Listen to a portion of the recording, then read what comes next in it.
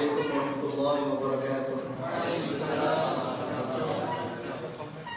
بسم الله الرحمن الرحيم. الحمد لله الذي هدانا لهذا وما كنا لنهتدي لولا أن هدانا الله. فقد قال المولى سبحانه وتعالى في كتابه العزيز: وَلْتَكُنْ مِنْكُمْ أُمَّةٌ يَدْعُونَ إِلَى الْخَيْرِ وَيَأْمُرُونَ بِالْمَعْرُوفِ وَيَنْهَوْنَ عَنِ الْمُنكَرِ. اللهم صل وسلم وبارك وكرم ومجد على سيدنا محمد وعلى آله وأصحابه ومن تبعهم بإحسان إلى يوم الدين وبعد.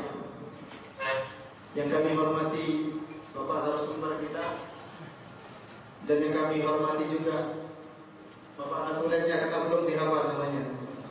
Begitu juga teman-teman seperjuangan semua yang kami cintai.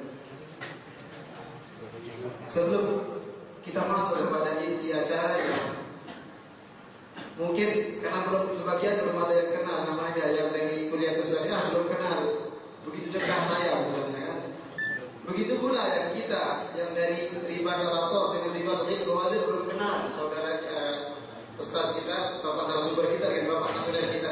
Jadi katanya, sebagaimana kata kata pepatah ya yang bilang, tak kenal maka tak sayang katanya kan, tak sayang maka tak cinta. Jadi kalau orang nggak cinta itu nggak mau didengar. Jadi kalau cinta, kalau sudah disayang dan dicinta, mau didengar. Jadi kalau didasarkan rasa cinta sudah dari awal, sekalipun ngomongnya 1 jam rasanya kayak 5 menit katanya kan. Tapi kalau udah tidak didasarkan rasa sayang dulu, dari 5 menit jadi 1 jam. Jadi yang pertama saya perkenalkan dulu bapak narasumber kita, beliau namanya Muhammad Ikram Rizal. Beliau dari Bangkalan, Madura, Jawa Timur. Beliau pernah menjadi Ketua PPI tahun 2005. Mungkin kita belum sampai juga di sini, belum ada yang sampai ya, belum tahu. Beliau juga pernah menjadi Ketua MPA tahun 2006. Ini jabatan-jabatan beliau. Saya nggak tahu jabatan beliau kalau yang di Indonesia. Dan sekarang beliau, sebagaimana kita ketahui, sedang menyelesaikan S2-nya, masih menyelesaikan tesis beliau. Ini secara singkat beliau karena kan tadi saya minta beliau sebelum kita masuk di sini saya tanya beliau, masya Allah, tawadhu dan kemudian kemudian kita tahu, saya tidak tahu sirah setianya yang terlalu panjang ya, atau lebih tahu daripada saya. Kemudian nama beliau adalah Muhammad Fahmi Hilmi dari Jakarta. Semua pasti tahu Jakarta ya. Tahu. Kemudian yang terakhir, saya sendiri moderatornya namanya Abdurrahman bin Abdul Wahid bin Muhtamid bin Abdurrahman bin Abdullah Al-Karangkoni. Sekali lagi.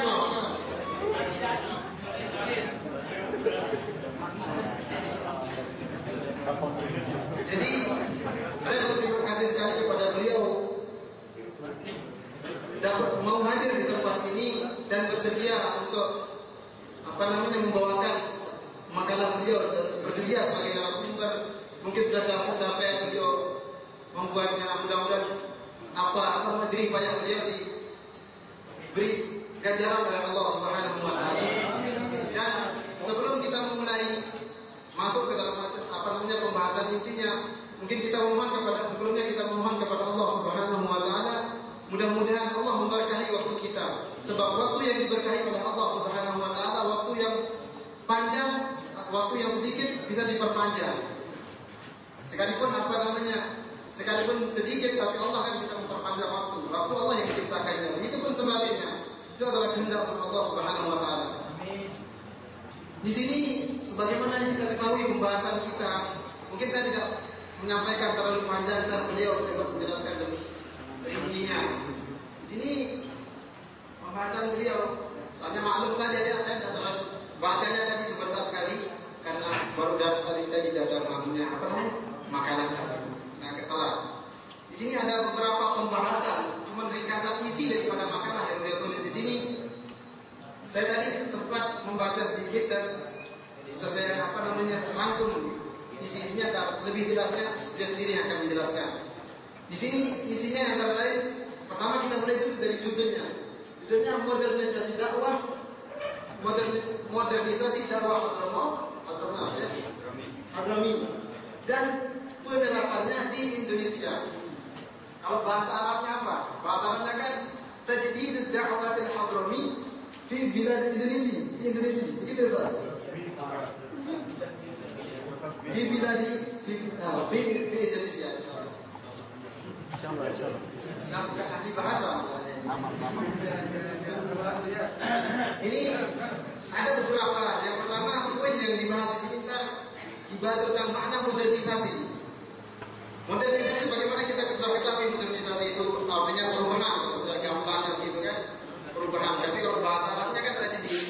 Jadi ketika saya melihat judul yang beliau tulis ini sangat mirip sekali dengan yang ditulis oleh Muhajir Amri Pak ini.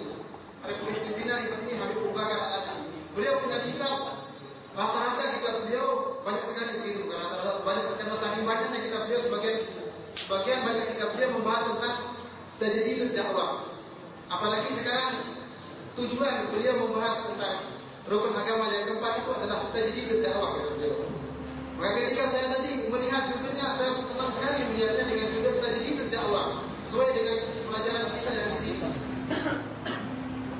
Ini kemudian pembahasan kedua di sini yang isinya mengenai dampak modernisasi kita di Indonesia, dampak modernisasi di Indonesia. Karena dampak modernisasi kadang ijabi, kadang silbi kan. Tapi kalau bahasa kita kan kadang positif, kadang negatif. Tapi kelihatannya banyakkan mana? Banyakkan ijabi apa silbi, negatif atau positif? Itu nanti akan dijelaskan panjang lebar oleh beliau juga. Kemudian di sini juga pembahasannya isinya juga mengenai fenomena modernisasi oleh masyarakat Hadramaut. Kita tahu bahwa dakwah di Indonesia dari Hadramaut kan, sebagaimana kita ketahui. Kenapa? Karena banyak yang mengatakan di sejarah-sejarah yang kita baca, buku-buku sejarah yang kita baca di Indonesia, kita pelajari di Islamiyah kan Jaliyah. Di sana buku-buku sejarah mengatakan bahwa Islam datang ke Indonesia dari India, dari Gujarat katanya kan. Islam datang ke Indonesia berasal dari Gujarat pertama kali. Adapun mengenai tarikhnya apa sebenarnya awal mula Islam masuk ke Indonesia itu perbedaan banyak sekali. Malah ada yang mengatakan pada zaman sahabat, ada yang mengatakan pada pada Ka'bah ke-6. Banyak sekali perbedaan yang betul, yang betul-betul pasti belum ada kayaknya tentang masuknya Islam di Indonesia. Tetapi membuktikan di sejarah di sana mengatakan, sejarah kita pelajari bahwa Islam datang ke Indonesia lewat Gujarat katanya, lewat India. Tetapi kalau seandainya lewat Gujarat India, kita ketahui bahwa di Gujarat India itu mazhabnya mazhab Hanafi kan? Dan sebagian juga yang tidak ditulis oleh sejarah yang kita pelajari di madrasah aliyah atau madrasah aliyah gitu ya. Itu tidak ditulis kok Islam datang dari Hadramaut. Padahal kita kenal Islam malah banyak yang Habib-habib banyak datang dari Hadramaut kan begitu. Tapi itu tidak ditulis. Nah, ketika kita melihat kesamaan antara Hadramaut dengan Indonesia, kita lihat kesamaan Hadramaut dengan Indonesia, bahwa di Hadramaut ini adalah bermazhab Imam Syafi'i kan? Kemudian di Indonesia kita melihat bahwa di Indonesia bermazhab Imam Syafi'i. Dan sahofah kebudayaan yang di sini banyak sekali yang sama dengan kebudayaan kita yang di Indonesia. Maka sebenarnya Islam di Indonesia itu datangnya yang menyebarkan Islam dari Indonesia, para pendakwah itu berasal dari Hadramaut yang sesungguhnya. Itu sebagian ahli sejarah Hadramaut mengatakan bahwa Islam di Indonesia itu yang sebenarnya datang dari Hadramaut. Kalau sekiranya Islam datang dari India, dari Gujarat, kita tahu bahwa di Gujarat India sekarang bermazhab Hanafi. Kenapa di Indonesia tidak bermazhab Hanafi, gitu kan? Begitu juga kenapa sekarang rata-rata kebanyakan orang Indonesia belajar datang ke sini ke Hadramaut. Dan di sini juga akan beliau menjelaskan makna dakwah dan lain sebagainya. Dakwah yang kita tahu ya mengajar dan lain sebagainya. Kita tahu dakwah juga kalau definisi dakwah kan mengajak manusia kepada amal kan, mengajak manusia kepada agama, mengajak manusia kepada jalan Islam dan merealisasikannya dalam sisi kehidupan. Itu kan dakwah. Kita kan di Hadramaut di sini, dakwah kita di Hadramaut berdasarkan 3 kan dakwah orang ulama Hadramaut. Kita sunnah dengan akhlakul karimah. Mungkin karena waktu ya. Diperpanjang aja tadi. Banyak. Kemudian juga ya di sini beliau juga membahas tentang keimanan. Maksud saya secara khusus metode dakwah di sini beliau membahas dakwah yang bersifat Islam dari akhlak dan akhlak dan tarbiyah bukan dari penaklukan. Kita tahu bahwa di Indonesia Islam tidak masuk ke Indonesia sebagaimana melalui penaklukan, sebagaimana Islam masuk ke ke Eropa, ke Barat maupun ke Afrika. Kita tahu bahwa Islam dulu menyebarnya kan dari penaklukan. Bagaimana disebutkan di sini. Tapi di Indonesia kita tahu bahwa Islam tidak masuk ke Indonesia melalui jalan penaklukan. Dan Islam masuk ke Indonesia melalui jalan dakwah dengan akhlak nabiliyah. Kemudian beliau di sini bahas tentang Pancasila bukan dasar yang wajib diyakini. Nanti mungkin ini perlu pasal ini. Beliau kemudian menyikapi modernisasi juga beliau bahas di sini dan karena untuk mempersingkat waktu mungkin karena teman-teman ya waktu ya. Saya serahkan saja langsung kepada Bapak narasumber kita dan kami kasih waktu beliau setengah jam saja. Belum pembahasannya setengah jam belum jawab sekali lagi. Supaya tidak berpanjang untuk menghemat waktu kami serahkan langsung kepada beliau. Alhamdulillah.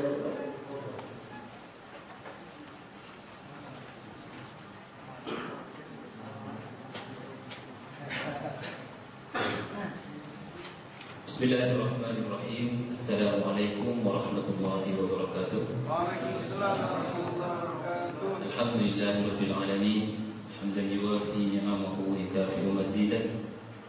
Ya Rabbana lakal hamdu kama yanbaghi li jalali wajhikal karim wa 'azimi sultanik. Subhanaka Allahumma la uhsi thana'an 'alaik anta kama athnayta 'ala nafsik. Asyhadu an la ilaha illallah wahdahu la syarika lah.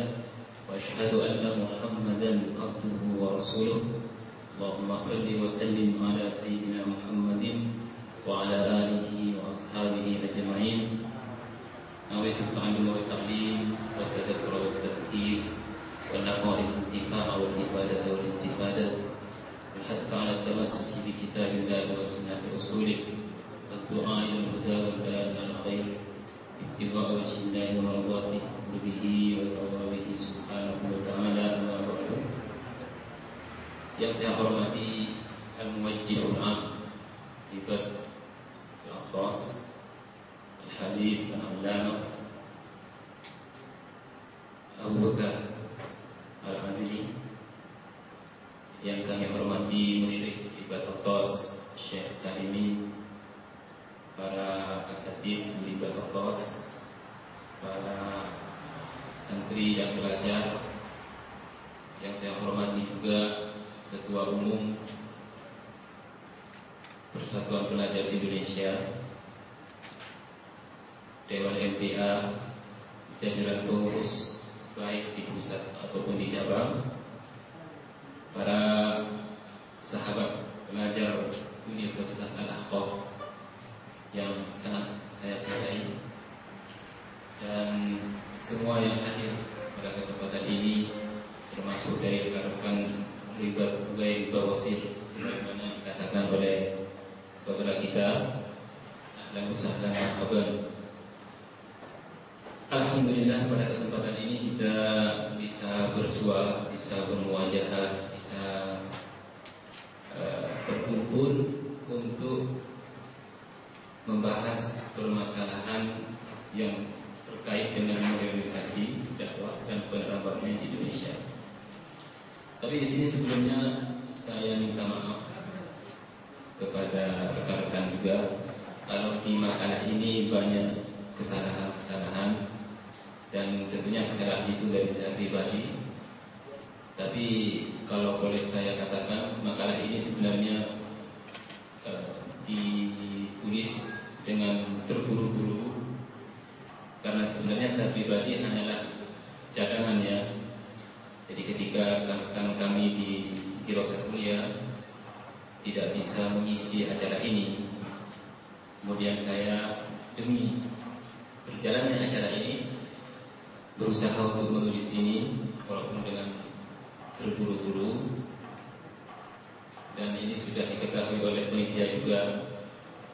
Saya siap kalau memang rekan-rekan senior saya tidak bisa mengisi acara itu, tetap harus jalan dan saya akan mengisi. Dan saya tulis ini satu kali saya menulis, kemudian langsung saya serahkan kepada panitia dengan catatan saya katakan tolong tulisan-tulisan atau beberapa teks yang tidak sesuai dengan kaidah penulisan diubah. Hanya kalau mau mengubah fakrah tertentu, tolong bilang ke saya, takut kebanyakan. Dan saya lihat itu tidak berubah, berarti tidak ada perubahan apa-apa, tidak apa-apa. Dari situ ada kesalahan-kesalahan dan mohon dimaklumi. Dan insya Allah substansi dari teks ini, dari makalah ini tidak berubah. Hanya mungkin kalau ada tulisan yang tidak sesuai dengan kaidah penulisan, mohon maaf sebelumnya. Banyak sekali, bahkan ada ayat baldatun thayyibatun wa rabbun ghafur dan sebagainya itu, dan juga hal-hal yang mungkin menurut antum kurang benar dalam kaidah penulisan, mohon dimaklumi dan dimaafkan sebelumnya. Kemudian setelah saya hadir di tempat ini, ada beberapa kejanggalan saya lihat ya dari pengajuan judul kepada saya oleh panitia, yaitu modernisasi, kemudian dakwah Hadraniyah dan penerapannya di Indonesia. Ini judul yang diajukan kepada saya. Setelah duduk di sini, saya melihat dekor, ternyata di situ judulnya modernisasi dakwah. Di sini ada mudhof ilaih, dan ini satu pengertian. Tentunya beda modernisasi dakwah dengan modernisasi mubtada ya. Kemudian dakwah Hadraniyah dan Indonesia itu beda. Maka di sini mungkin kalau bisa dijamak ya, kita nggak boleh menasah gitu kan ya. Dalam kaidah yang kita pelajari, selama bisa kita menjamak sesuatu yang ada ta'aruf dalam sebuah permasalahan, maka kita berusaha untuk menjamak dulu, jangan dinasah. Artinya saat ini mungkin kita berbicara di dua sisi tidak apa-apa. Kita berbicara dalam tulisan saya modernisasi, dakwah Hadraniyah dan penerapannya di Indonesia, dan pembahasan sesuai dengan judul ini modernisasi dakwah dan penerapannya di Indonesia. Ada yang sama, ada juga yang tidak sama. Ini yang perlu saya sampaikan kepada rekan-rekan hadirin pada kesempatan ini. Baiklah rekan-rekan peserta Nadwah Multaqah Tunda yang saya hormati, di sini ada modernisasi. Karena saya melihat judul ini, maka modernisasi kemudian dakwah Hadraniyah, baru penerapannya di Indonesia.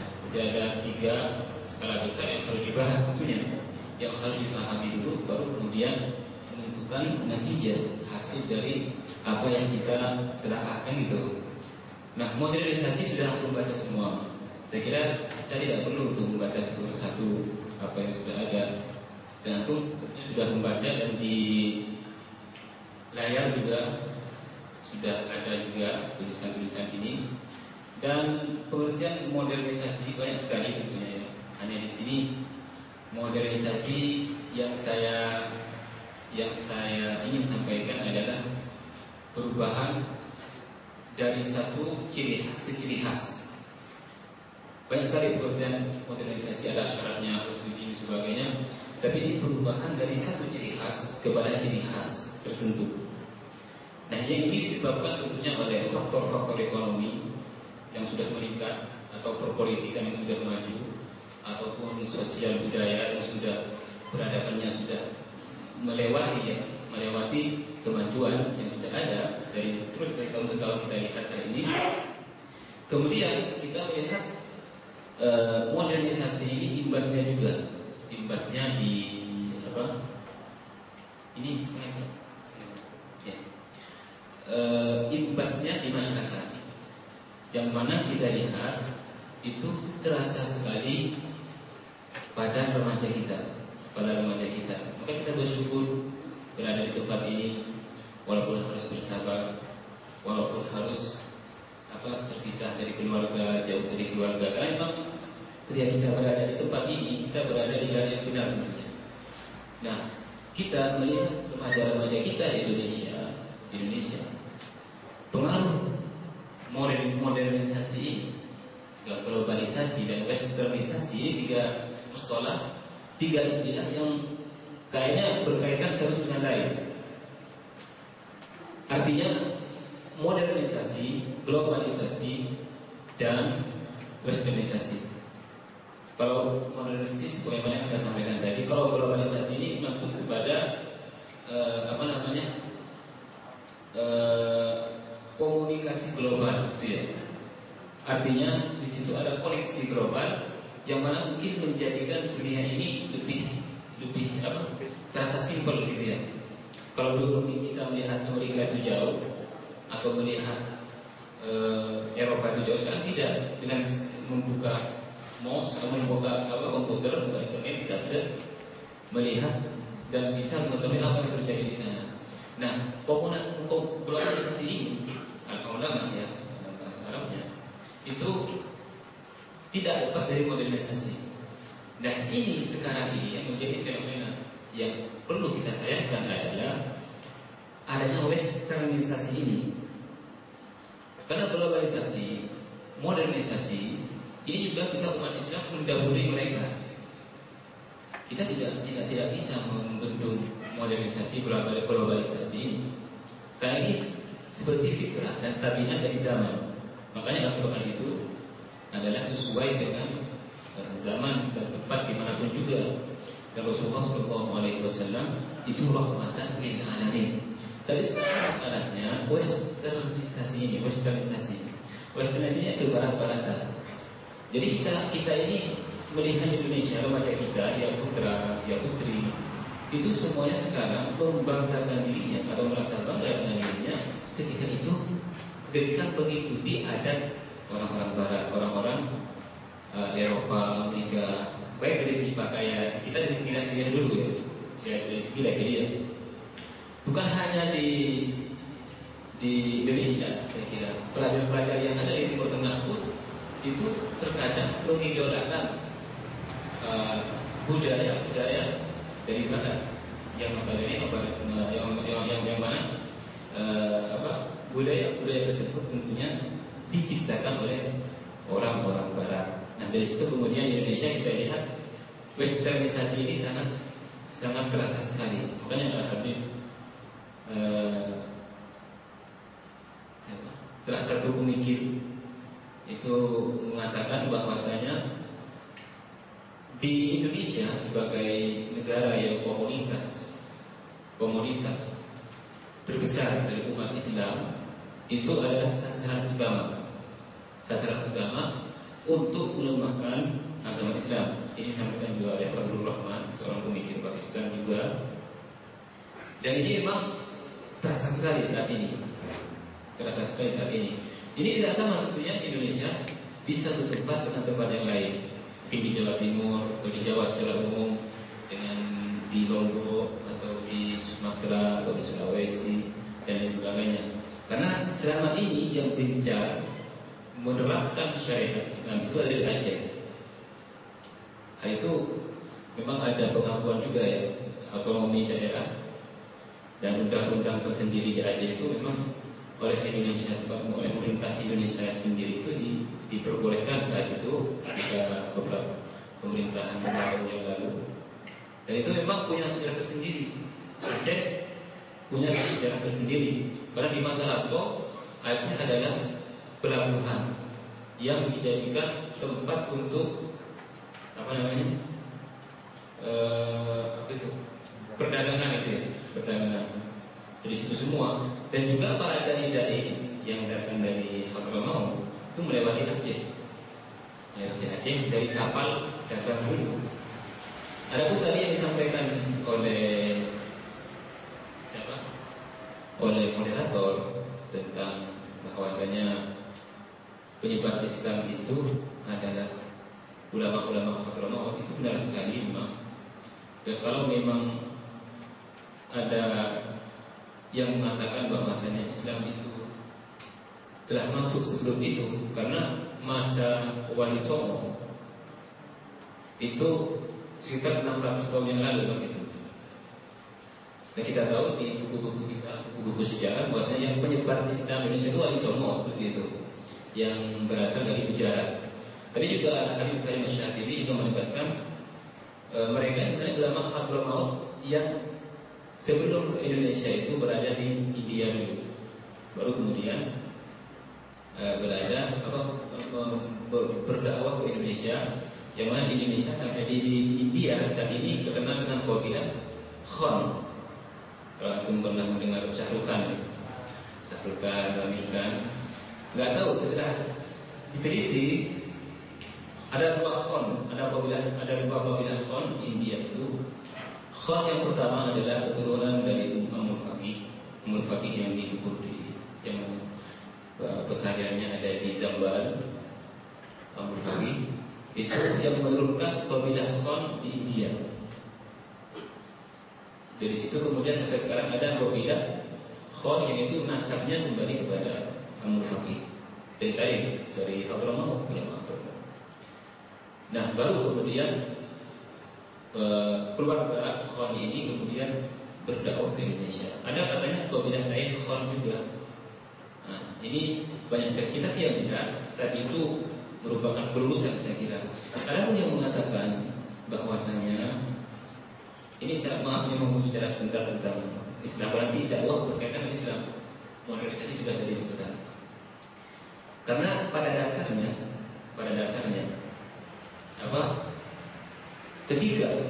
Ketika ulama-ulama Hadramaut ini berdakwah ke Indonesia melalui India, itu banyak yang tidak setuju ya. Ada beberapa kelompok yang mengatakan bahwasanya bukan ulama Hadramaut yang menyebarkan dakwah di Indonesia, tapi katanya Islam itu sudah masuk ke Indonesia sebelumnya, bahkan dikatakan pada zaman sahabat. Ada yang mengatakan demikian. Kenapa kok disebarkan kepada ulama-ulama Hadramaut? Ini bisa dijawab. Karena sejarah itu tidak ada yang relatif ya, sejarah relatif. Nah, jadi makanya kalau kita membaca sejarah harus benar-benar dilihat dari mana sumbernya. Kebenarannya relatif. Nah, ini dikatakan oleh sebagian ulama bahwasanya memang Islam itu masuk ke Indonesia dari zaman dulu. Cuma yang menyebarkan, yang menjadikan Indonesia itu menjadi negara yang banyak atau mayoritas umat Islam itu adalah Wali Songo. Yang mana kebanyakan mereka adalah ulama-ulama dari Hadramaut. Nisbat nasabnya kembali ke Hadramaut. Dan juga tentunya ketika nasabnya kembali ke Hadramaut, metode dakwah yang dilakukan oleh mereka itu juga kembali dan mengikuti asal mereka, beliau ini. Ini masalah Islam di Indonesia. Nah, kemudian masalah dakwah Hadramiyah, seperti yang saya katakan tadi, dakwah Hadramiyah itu adalah dakwah yang merujuk kepada akhlakul karimah. Nah, ini ada yang mengatakan bahwasanya yang berdakwah di Indonesia itu adalah kaum sufi. Dan itu benar. Tapi mereka ada sebagian kelompok yang tidak suka dengan ulama sufi ya. Bagaimana kita melihat hal ini? Karena mereka itu sebenarnya ketika dikatakan dakwah itu berasal dari Hadramaut dan bukti yang ada sebagaimana yang dikatakan oleh saudara kita sudah tidak bisa dipungkiri lagi dari kuburan para ulamanya, dari budaya orang-orang tua kita, nenek-nenek kita itu tidak jauh beda dengan apa yang ada di sini. Nah, mereka kadang-kadang tidak suka karena ada faktor tertentu, bukan faktor agama. Kemudian mereka bermuara kepada su'udzon, berusangka terhadap kaum sufi. Mereka mengatakan sufi itu menyembah ini, berbuat ini, dan sebagainya. Nah, yang benar adalah bahwasanya tasawuf itu adalah akhlak. Jadi semakin tinggi akhlak seseorang, semakin tinggi kesufian dari seseorang itu. Ini sya'ab, mau atau tidak mau, bermadhab Imam Hanafi, bermadhab Imam Syafi'i, Imam Ahmad, tasawuf adalah sebuah akhlakul karimah yang dimiliki oleh orang-orang tertentu, yang oleh Allah Subhanahu wa taala diberi hikmah yang tinggi dan taufik. Karena orang itu mendapatkan sebuah kesuksesan ada dua kunci sebenarnya. Hikmah, yaitu keinginan yang tinggi, cita-cita yang tinggi, yang agung. Kemudian taufik. Kadang-kadang ada punya hikmah tapi tidak mendapat taufik. Nah itu. Jadi hikmah yang tinggi dan taufik. Dan ini sebenarnya yang kemudian menjadikan ulama-ulama penyebar dakwah di Indonesia itu adalah karena sisi akhlak mereka yang tinggi, tasawuf mereka yang tinggi. Bukan banyak bahasan masalah tasawuf ini, masalah thariqah dan sebagainya. Tapi yang jelas ketika kita melihat beberapa iskal, karena saya belajar seperti ini karena nanti mungkin pernah membaca atau pernah melihat atau pernah mendengar informasi. Makanya mungkin perlu ada sharing nanti masalah seperti ini ya. Tapi yang jelas rekan-rekan sekalian yang dimuliakan oleh Allah Subhanahu wa taala, dakwah Rabbiyah itu bermuara kepada akhlakul karimah.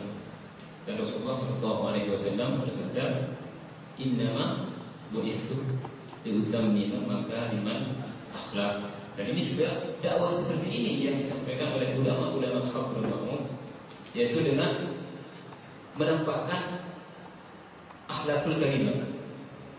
Dan sebagaimana yang disebutkan oleh Syekh Salimi pada pembukaan acara ini, yaitu husnul maqsad wa husnul niyyah wa husnul ittiba. Ini husnul maqsad wa husnul niyyah wa husnul ittiba. Kemudian dari situ akan terasa sekali dakwah itu. Di situ ada mahabbah, ada cinta dan lain sebagainya. Itu sekilas tentang dakwahnya. Dan saya kira tadi sudah disampaikan sedikit oleh saudara kita, dan juga di sini juga semoga saya sampaikan dalam tulisan ini untuk saya baca-baca. Kalau ada kesalahan ya dicoret sedikit, dikasih hasyiah gitu. Ya, kita baca kitab telah katakan si hasyiah ini gitu kan ya. Kemudian juga Rasulullah Shallallahu Alaihi Wasallam bersabda, "Yassiru wa la tu'assiru." Ini disampaikan oleh ulama-ulama sekarang, oleh para dai-dai sekarang, oleh para habaib kita, oleh para guru-guru kita di Hadramaut, Darim dan di sekitarnya. Itu sering disampaikan, yaitu dakwah bil hikmah wa mau'izah hasanah bit taysir. Selama itu tidak bertentangan, tidak kontradiksi dengan substansi dalam permasalahan, misalkan dalam masalah rukun Islam, rukun iman ini wajib. Kalau masalah sholat, fardu ain dan sebagainya ini tidak ada perbedaan lagi. Tapi selama masalah itu khilafiyah, dhaniyah, itu saya kira tidak ada salahnya untuk kita bahas kembali. Dan juga masalah akidah yang memang notabene dari akidah itu usuluddin, ilmu kalam, ilmu tauhid, itu masalah qadiyah. Dari harus bin naql. Itu sudah ada masalah-masalah far'iyah juga. Ada masalah-masalah dalam ilmu kalam, dalam ilmu tauhid, itu masalah far'iyah, bukan qadiyah. Artinya masalah qadiyah yang bisa untuk kita telaah gitu. Itulah rekan-rekan sekalian yang dimuliakan Allah Subhanahu wa taala. Intinya dakwah Khabriyah adalah dakwah yang berlandaskan Al-Qur'an dan As-Sunnah. Ini sudah inti. Hanya mungkin pemahaman ke situ kita mengikuti ulama-ulama dan guru-guru kita untuk mengajak umat kembali kepada jalan yang benar yang dipraktikkan dengan akhlakul karimah dan kedalaman ilmu dan makrifat. Nah, makrifat ini penting juga. Arif dan sebagainya, arif billah. Karena ternyata mereka itu dengan kemakrifatan mereka kemudian dakwahnya terasa. Nah, ini masalah makrifat ini diiskalkan juga oleh sebagian kelompok gitu ya. Kenapa kok dikatakan al-arif billah. Kenapa kok dikatakan al-alim billah? Nah, itu.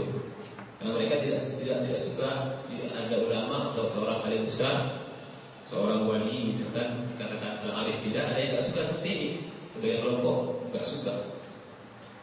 Pernah kalau ada yang mengisyaratkan kenapa al-arif billah bukan al-alim billah, padahal al-ilmu itu lebih tinggi kan ya, dari al-arif, dari al-arafah, dari alimah itu lebih tinggi. Alimah, kedalamannya itu lebih dalam alimah, seperti itu. Kita katakan bahwasanya mungkin kita nggak mungkin mengatakan al-alim billah, itu tidak mungkin. Yang kita katakan misalkan al-arif billah, dan ini yang memang mustalah yang sudah muntasyir, sudah menyebar kemana-mana. Al-arif besar dikatakan al-arif billah.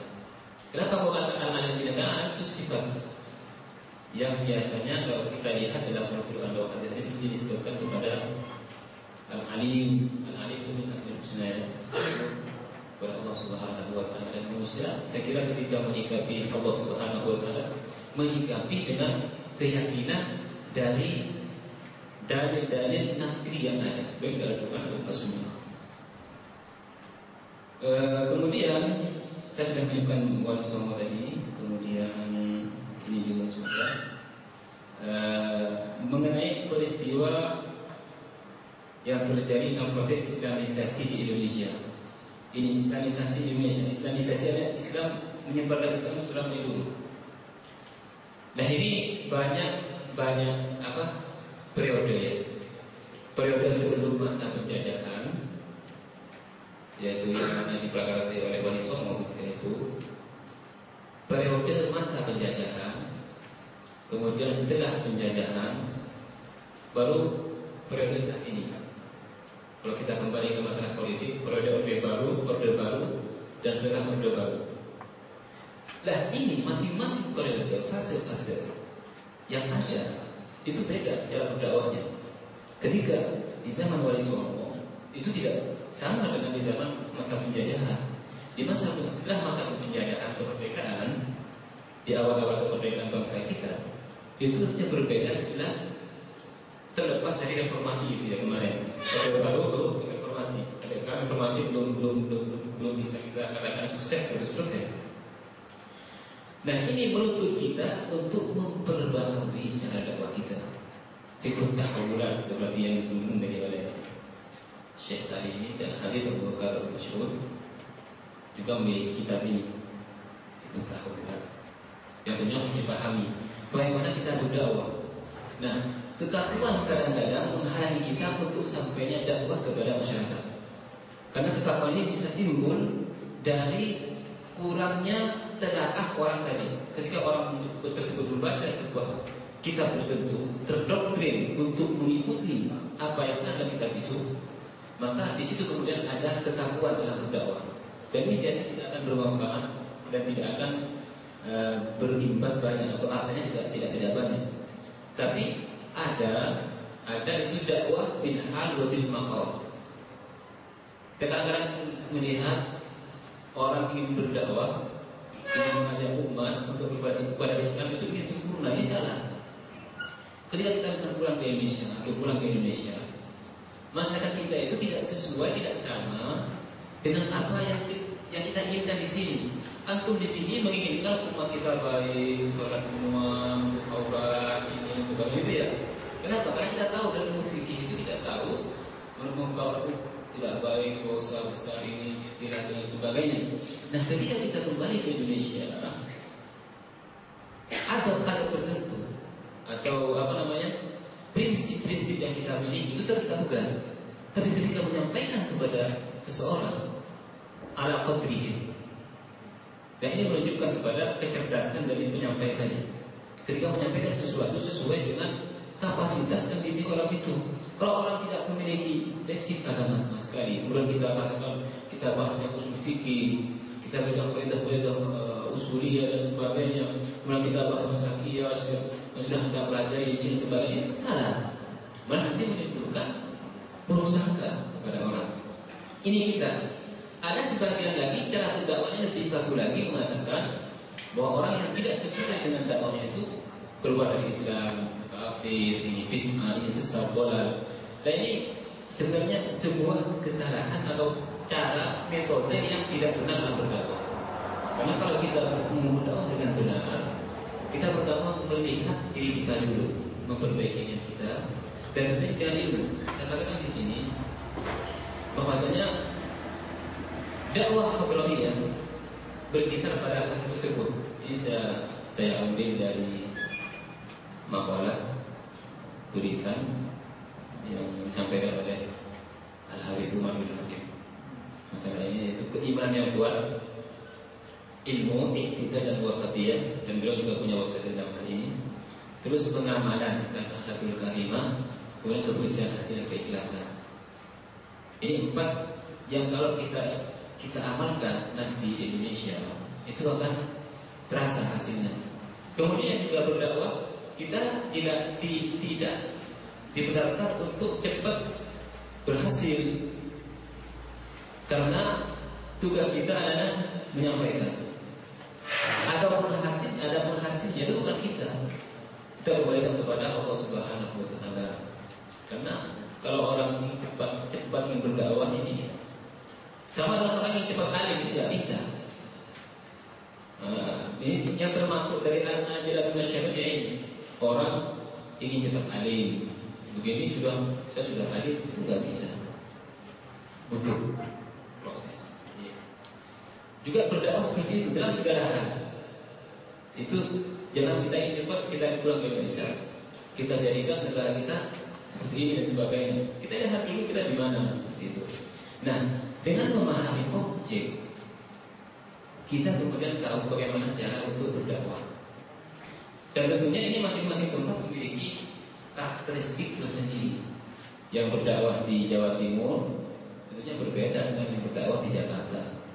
Yang berdakwah di Jawa berbeda dengan mereka yang berdakwah di Irian Jaya, misalkan itu. Yaitu karena disitulah kemudian dituntut kecerdasan dari seseorang. Tapi inti dari semuanya, kenapa ulama-ulama kita, guru-guru kita mengajukan kita untuk memperbaiki niat, untuk membersihkan hati? Karena pada dasarnya,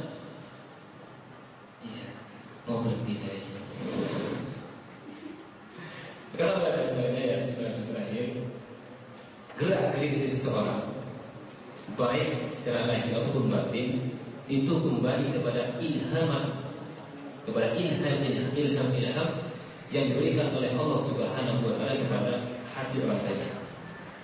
Makanya dikatakan, kalau Anda ingin bergerak dengan baik, ingin memiliki keputusan yang baik, ingin memiliki pandangan dan pendapat yang baik, maka bersihkan hati Anda, ikhlaskan, luruskan niat Anda. Maka dari situ kemudian datangkan surat nafahat, karunia Allah kepada hati Anda, yang mana kemudian dari situ Anda bergerak, timbul pikiran, timbul ide, timbul ini dan sebagainya.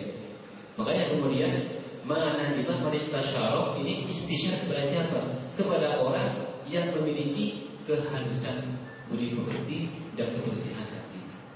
Mana dibah maristasyarok, tidak akan pernah menyesal siapa yang istisyarah konsultasi, yang menyampaikan masalahnya kepada orang lain, ini kepada orang yang memiliki kemampuan dalam hal ini. Inilah kira-kira gambaran sekalian yang dimuliakan oleh Allah, karena sudah waktunya tidak memungkinkan lagi untuk berbicara. Di sini ada 2 hal yang perlu saya sampaikan. Banyak hal yang banyak tantangan ya. Pertama, masalah Pancasila sebagai dasar negara kita. Saya kira kita dari SD dari ini dicekoki untuk mengatakan bahwasanya itu dasar dari negara kita. Dan itu kalau kita meyakini itu adalah hukum yang harus dan wajib kita yakini, itu salah. Dan ini sering disampaikan oleh orang-orang yang memperhatikan masalah ini.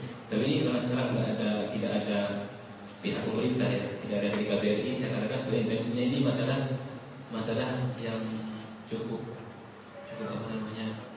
Ya, karena kalau kita mengatakan hal ini di Indonesia, kita larinya bukan ke rumah, tapi ke penjara gitu. Ini jelas ini, karena masalah seperti ini kan tidak diberi lagi dasar negara kita adalah Pancasila. Baik ketika akan terapkan syariat Islam, hukum Islam, nanti yang menjadi tantangan utama adalah Pancasila ini. Makanya ada yang mengatakan dan memperjuangkan pejabat-pejabat kita di DPR yang kirohnya tinggi terhadap Islam itu ingin mengembalikan Piagam Jakarta. Untuk pernah membaca Piagam Jakarta yang mengisyaratkan dalam piagam itu hanya kita itu harus merujuk kepada hukum Islam. Dan ini tidak bisa sampai sekarang diperjuangkan terus, tidak bisa. Banyak sekali karena yang alasnya pertama, bangsa Indonesia, negara Indonesia itu diperjuangkan oleh banyak ras, agama, dan kepercayaan. Kemudian tantangan yang kedua adalah modernisasi. Kita harus bisa berdakwah di segala sisi, dalam aspek ini, dalam masyarakat ini, dalam kondisi ini, kita harus bisa berdakwah dan mewarnai masyarakat yang kita tempati. Wallahu a'lam bishawab. Ini sekiranya yang bisa saya sampaikan, dan untuk selanjutnya saya berikan waktu kepada saudara kita, moderator.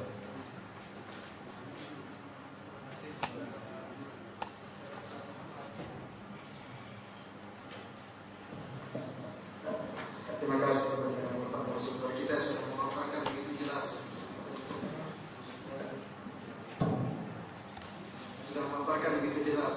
Juga dapat memaparkan mengenai modernisasi, ini juga westernisasi.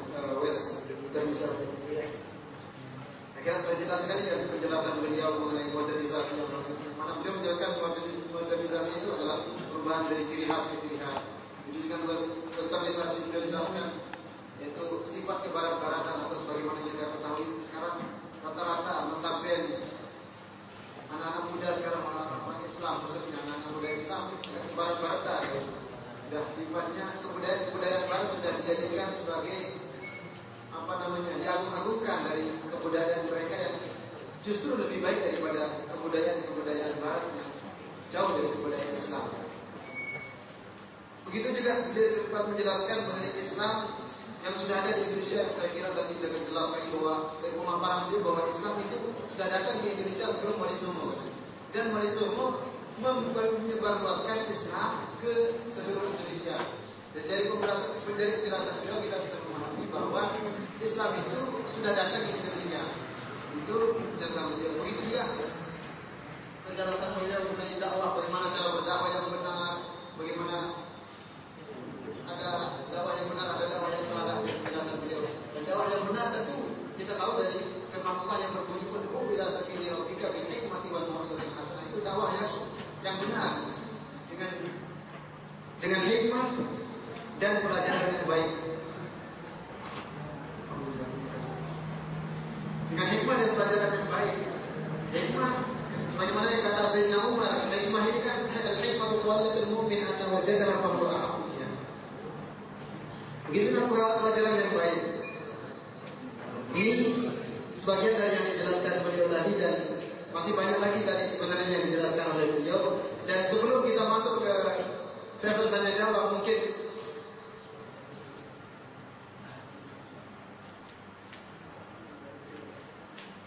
ya tidak apa-apa.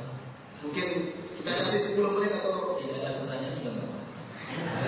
Mungkin kita kasih waktu 10 menit saja untuk mengoreksi, untuk saudara koreksi makanannya mungkin banyak salah atau gimana. Banyak salah, jelas banyak.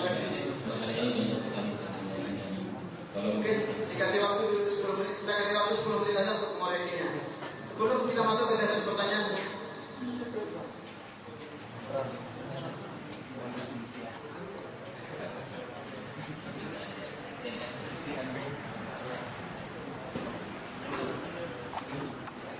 Insya Allah kalau masalah ini saya sendiri akan lihat ulang karena juga ayat-ayatnya saya lihat juga, saya ambil dari makna baru syamilah kalau ayatnya saya kopikan aja gitu.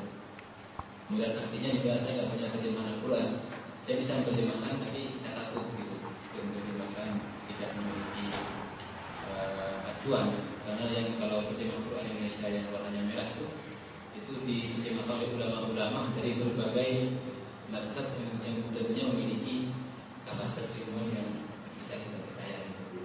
Jadi kalau saya sendiri kadang-kadang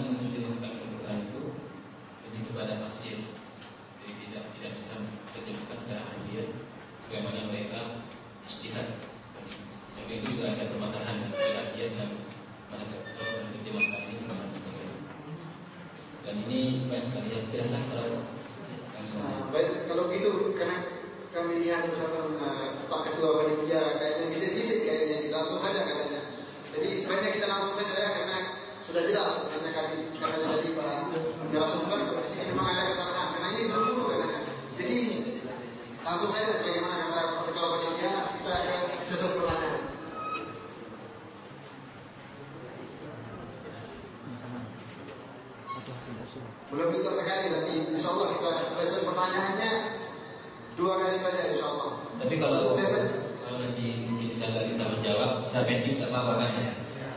Saya pending. Kalau yang bertanya juga bayar atau kita wasir, kita beri morosanat nanti dengan saya insya Allah.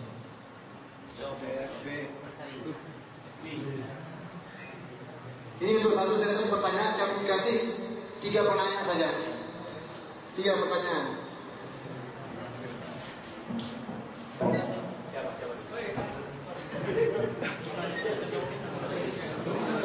Maaf ya, ini ada siapa yang keluarga kami? Ya. Kalau bisa satu dari ketua bawasir, satu dari kuliah saya, dan satu dari kepala kos. Tapi kita mulai dari apa? Dari ketua kuliah saya.